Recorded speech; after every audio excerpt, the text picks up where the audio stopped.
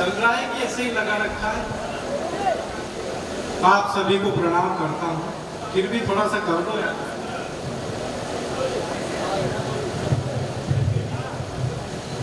ए दादा,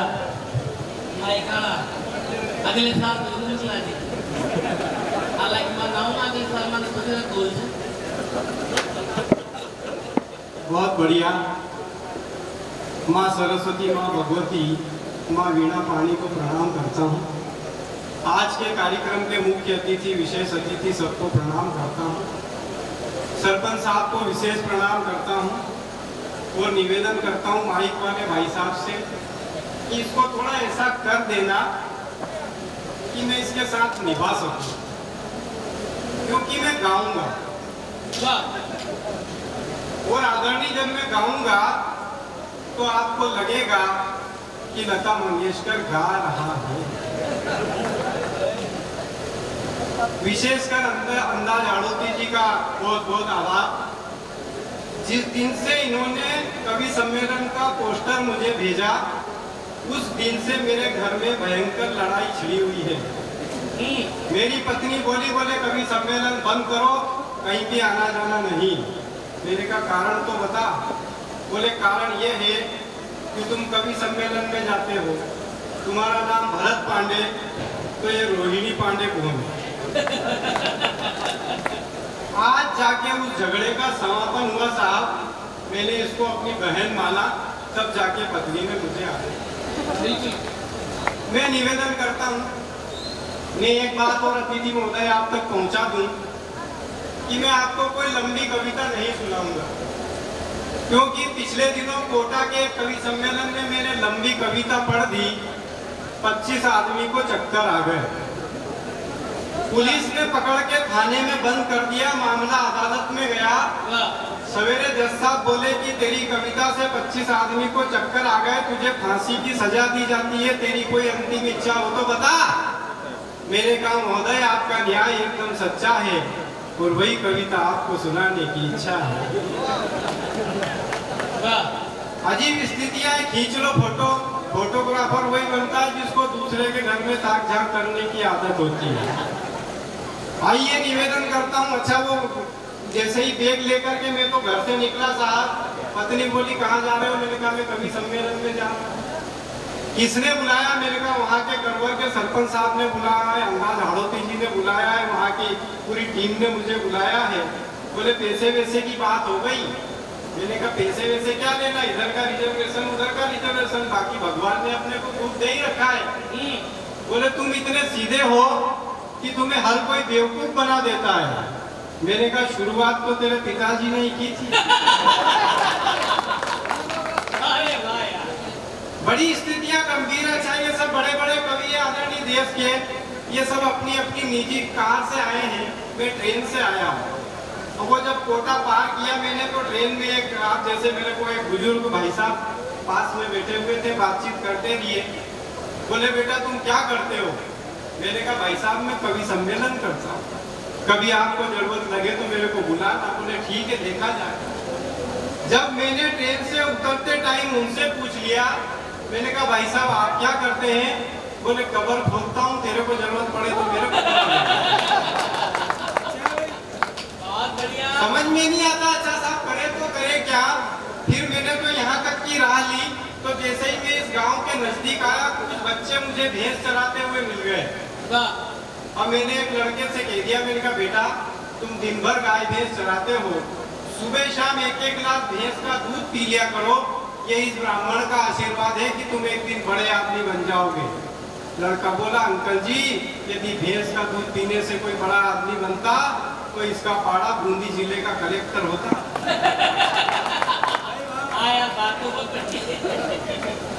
आइए निवेदन करता हूँ, मातृ शक्ति यहाँ पर विराजमान है साहब। नारी को हम शक्ति का प्रतीक मानते हैं, पुरुष सहन शक्ति का प्रतीक मानते हैं। आइए निवेदन करता हूँ, मैं धीरे धीरे आपको प्रतिगीत की ओर ले चलूंगा। मैं देसी घी तो नहीं हूँ लेकिन डालडा भी नहीं हूँ। अभी क्या हुआ कि बेटा बैठ जा रहे हैं, तेरे पापा है अंकल जी, कहाँ ले जाए इनको अलग से बुला के। तो मैं निवेदन करता हूँ, अभी कुछ दिन पहले दिनेश भैया जी। मैं बाजार में सब्जी लेने गया, आप भी जाते होंगे बाजार में सब्जी लेने। मैं गया, वो ठेला लगा के बैठे हुए थे सब्जी वाले, वो धीरे धीरे सब्जियों पे पानी छिटक गया था। 3 मिनट मैंने वो दृश्य देखा, फिर उससे कहा कि ये होश में आ गई हो तो आधा किलो तोड़ दे। अब उसने कविता सुनाई, मैं वही कविता आपको सुनाता हूँ। आदरणीय बेटी सरपंच साहब, आप कहाँ जा रहे हैं? मेरा सरपंच साहब हमारे बहुत अच्छे हैं। भरत जी बहुत लंबा सफर करके अपने बीच में आए, आपको अच्छा लगे, आपके चेहरे से मैं देख रहा हूँ अच्छा भी लगता है, लेकिन तालियां बजाकर थोड़ा सा उत्साह बढ़ा देंगे तो और भी बढ़िया आपके बीच में रख पाएंगे। ये सब अपने इनके कहने से बजे, मेरे कहने से कहाँ बजा। तो मैं आपसे ये निवेदन करूँ, आपके सरपंच साहब जो है वो बहुत बढ़िया आदमी है।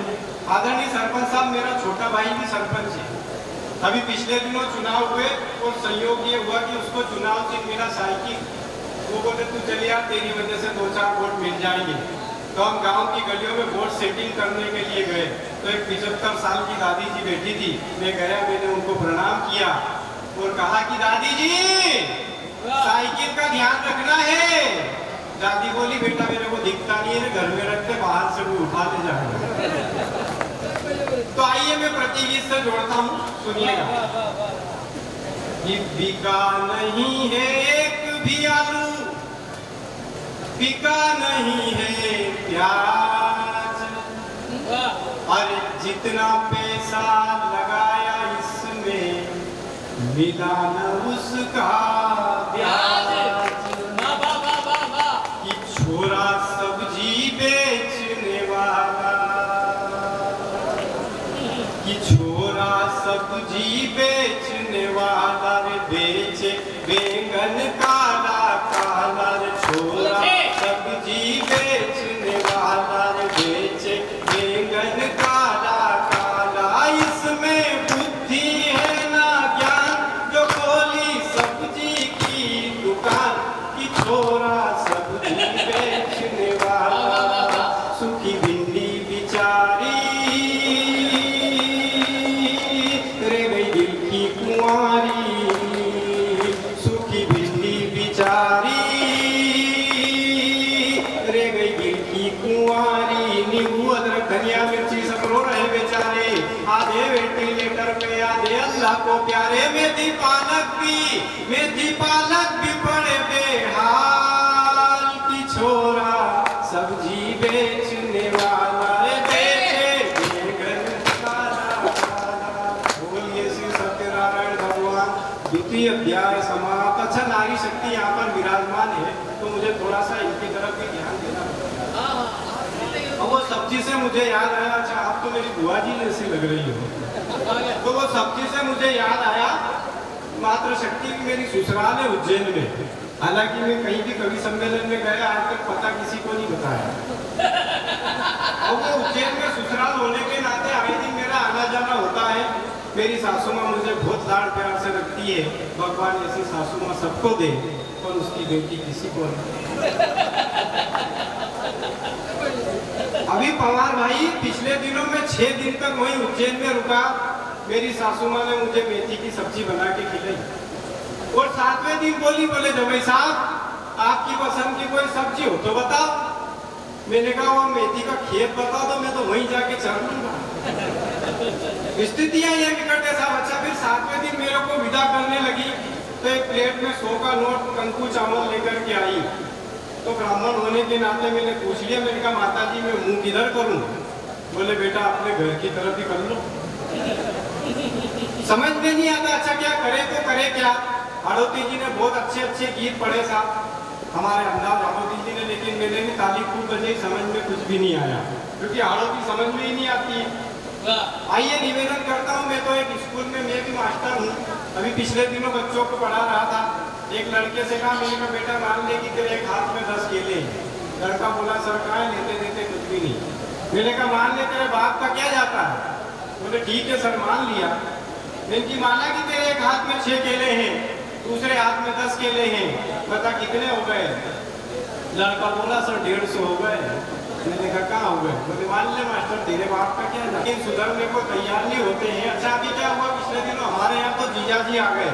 जीजा जी आप भी कहीं जाते होंगे, और वो जीजा जी को पीने का बहुत शौक था, और वो भोजन के वक्त उनको जीजा जी को बुलाया तो वो मिले कलाली पे। कलाली जानते होंगे आप? नहीं जानते? जानते हैं, सब जानते हैं। सब जानते हैं। अब वो जीजा जी पड़े और वो नाली में गटर में एक सुअर भी पड़ा हुआ था। तो जीजा जी नशे पत्ते में उस सुअर की पूंछ को सहलाते हुए बोले क्यों तुमने कल तो दो चोटी करी थी, आज एक ही करी? वाह वाह वाह वाह। और जब जीजा जी को 4-6 दिन वही गांव में हो गए, अब घर के लोग सब अपना अपना काम करे, वाह। तो वो गांव की गलियों में निकले। एक लड़के से पूछ लिया कि बेटा यार यहाँ कोई मनोरंजन का साधन है? बोले एक थी, वो भी तुम ले गए। तो अपन ने प्रतिगीत लिखा बहुत अच्छा। कि ना घर में ना ही घर वाली में चैन मिलता है, तो जीजा जी को बस कलाली में।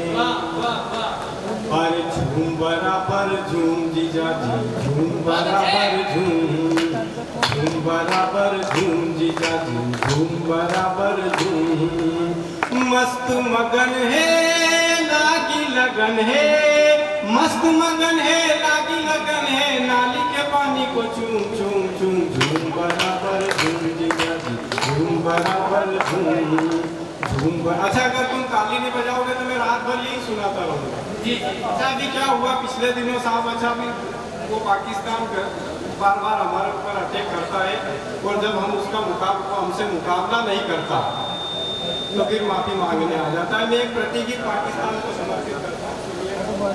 ये बेटा बेटा बैठ जा रहे, वैसे ही मेरा वर्तमान खराब हो गया। बैठ जा यार, बैठ जा बैठ जा।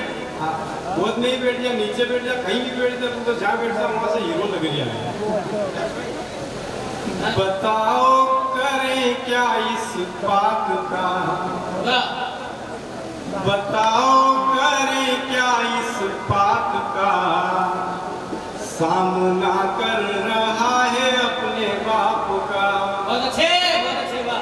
कहीं निपट ना जाए, कहीं निपट ना जाए, कहीं निपट ना जाए, कहीं निपट ना जाए दुनिया से, दुनिया से पता इसके नाम का।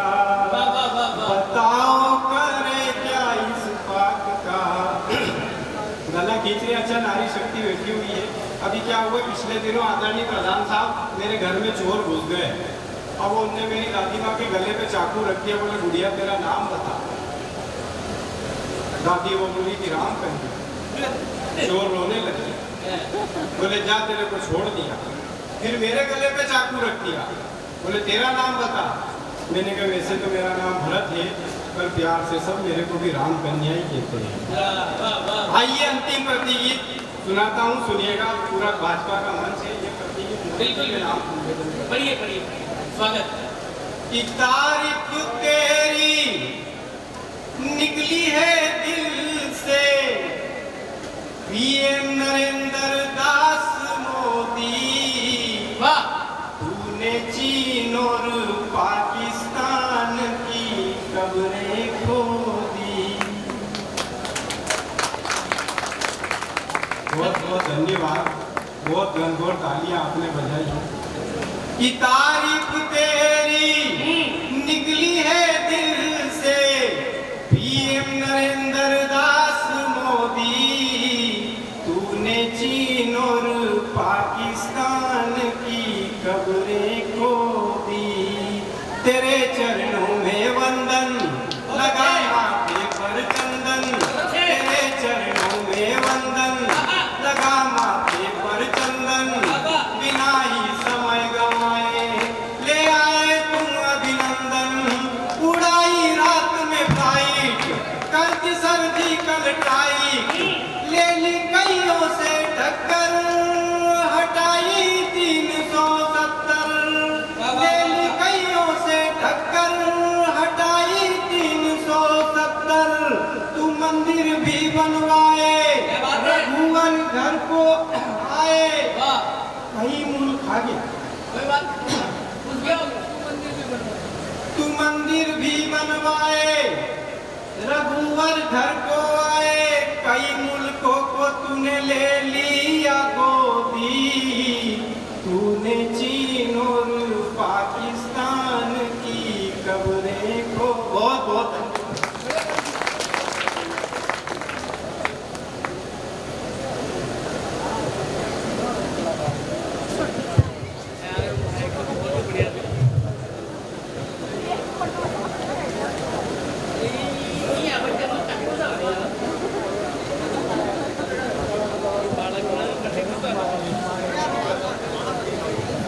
हेलो साहब, ए बेटा,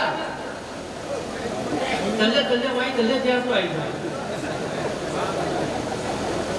मैं ये निवेदन करना चाहता हूँ कि एक बार भरत जी पंड्या के सम्मान में आप ताली बजाइए, जो दूर से हमारे बीच में खींची करी है ना। हालांकि मुझे पता है कि कई सारी बातें आपके अंदर नहीं गई जा पाई, मैं समझता हूँ इन चीज़ों पर, फिर भी हमारा एक दायित्व बनता है, हमारे मेहमान कभी है और माता बहनों से भी मेरा आग्रह है कि कई बार कोई बात अगर समझ में भी ना आवे ना तो आप तो आरो दिया लोग ना, आप तो समझा नहीं जानता। चेहरा का हाव भाव अशा बनाओ वो आदमी असली में मला समझ में आ गई, बस काही नहीं करना, केवल चेहरा का हाव भाव बनाना चाहता, अतनों से काम करना तो काही ना करना। ये लेकर हर कभी अपनी अपनी बात ना कह दो, लेकिन भाई भरत पांड्या जी ने बहुत बारीक बातें करी थी, आपने तो चलो पकड़ी कोई ना, कई बार कहीं की बात पकड़नी पड़े थे। हाँ मनोज जो कितना याद करने ने प्रधान था माँ का गांव में दादी मतलब लाल जी खती जिंदगी में मैंने राम जी को नाम नहीं लियो, खती भी खती जिंदगी में भगवान ने मानिया, खती मंदिर में नहीं गया, डोक न क्यों 95 साल का हो गया, मरबा जा रहा था जम्मू वहां मलबा गयो, मने की दादी राम राम, आगे बार राम राम, मने की दादी अब तो अंतिम क्षण से जाबा वाला तो था, अब तो मैंने कि राम जी को नाम ले लियो, ओ जब कहीं राम जी को नाम ले लिया 10 मिनट में तो राम जी से मिल ही जाऊंगा। अबे बारीक बात ना पकड़ी, अभी मारो कहीं दोस्त, ये लेकर आपने ताली बजानी पड़ेगी, ताला बजाओ, आनंद लो मस्ती के साथ, तो आप आगे बढ़ेगा।